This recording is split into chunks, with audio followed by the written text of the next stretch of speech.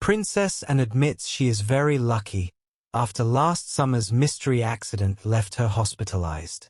Princess Anne has opened up for the first time about her mystery accident last summer that nearly left her brain damaged. The Princess Royal admitted 7 months after a mystery accident left her in hospital with a concussion that she was very lucky. She was found unconscious on her Gatcombe Park estate in Gloucestershire with head injuries that suggested she was struck by a horse as she walked around her estate. Last June, the King's sister spent 5 days in hospital. But it is unknown as to what happened as there were no witnesses and the princess said she was unable to remember what happened. The 74-year-old insisted there isn't an option to slow down for those in the royal family despite hinting at the extent of the damage from the serious injury. Hello viewers, please remember to subscribe and click on the notifications bell icon so you will be notified whenever we upload new cookies about the British royal family. The Daily Mail reports that King Charles was deeply worried following the head injury. Princess Anne spoke about the accident publicly following a 2-day visit to South Africa. She said, "You're jolly lucky if you can continue to be more or less compos mentis, and last summer I was very close to not being. No, nothing. I know where I thought I was going, and that was to go to the chickens. No, nothing to do with horses. Seeing the chickens was my regular visit. I don't have any idea what I was doing in the field, because I never normally went that way." Princess Anne attends horse riding event 4 months after accident left her in hospital. The Princess Royal attended a performance by the world's oldest riding academy 4 months after suffering a concussion in a horse accident. Princess Anne watched 8 riders and 26 horses from the Spanish riding school in London perform synchronized routines on Friday evening. The academy, based in Vienna, Austria, has taught classical horsemanship in its Renaissance equestrian high school tradition for more than 450 years.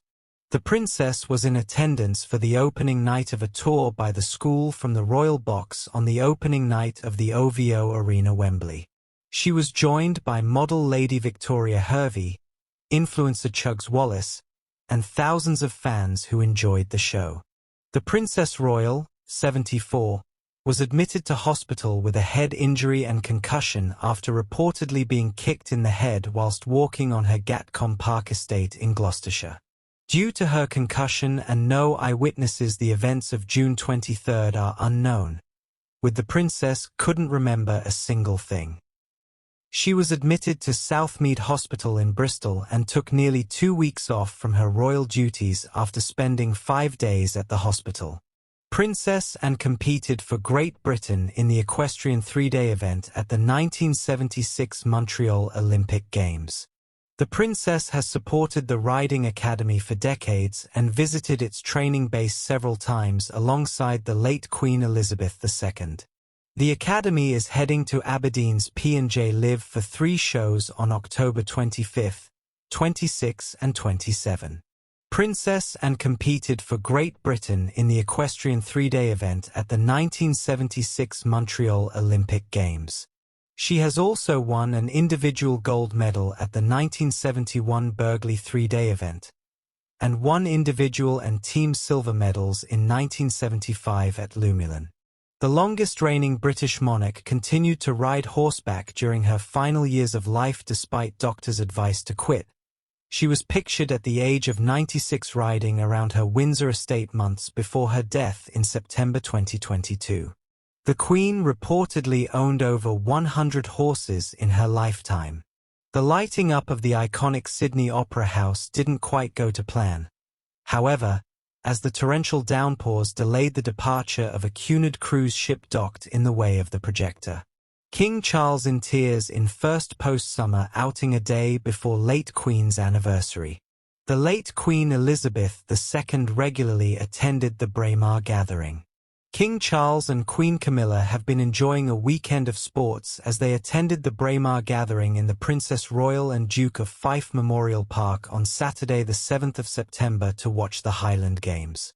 The king cut a distinguished figure in a traditional kilt, and a bespoke silver sporran, which functions as a pocket for the kilt. Queen Camilla wore a feather-patterned crepe silk shirt from Cordings, and complemented her outfit with a hat with 2 pheasant feathers on it, perhaps a nod to the hunting and shooting activities often carried out by the royal family in Scotland. The Queen was presented with a small bouquet of white heather, symbolizing protection and good luck. The royal couple shared a smile as they settled in to watch the games. Events include the caber toss, a feat of strength where larch trees, sometimes over 20 feet long, are thrown end over end, tug-o-war, throwing of hammers, pipe bands and Highland dancing. The king presents a victorious athlete with a cup. Princess and shares a joke with her brother last year, wearing a vibrant red outfit. The late Queen and Prince Philip, then Prince Charles and Camilla look on with laughter as their Balmoral team competes in the tug-o-war. The late Queen and then Prince Charles were brought to tears when watching the children's sack race at the 2012 Braemar gathering. The late Princess Diana also attended the Highland Games at Braemar in 1981, choosing to wear a tartan dress in honor of the day. On September 10th, Buckingham Palace shared more information about the King and Queen's upcoming tour, announcing that the royal couple will be traveling abroad from Friday, October 18th to Saturday, October 26th. The visit is significant as it's the monarch's first tour to Commonwealth countries since he became king.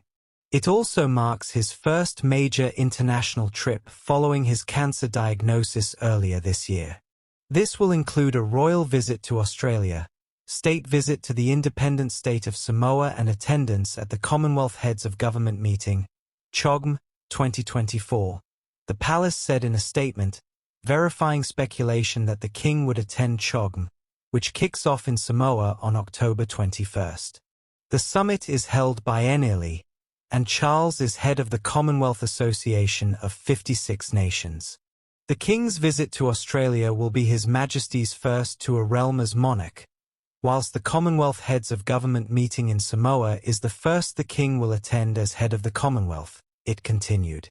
In both countries, Their Majesties' engagements will focus on themes designed to celebrate the best of Australia and Samoa, as well as reflecting aspects of the King and Queen's work. Princess Anne's heartbreaking call to Charles in the late Queen's final days.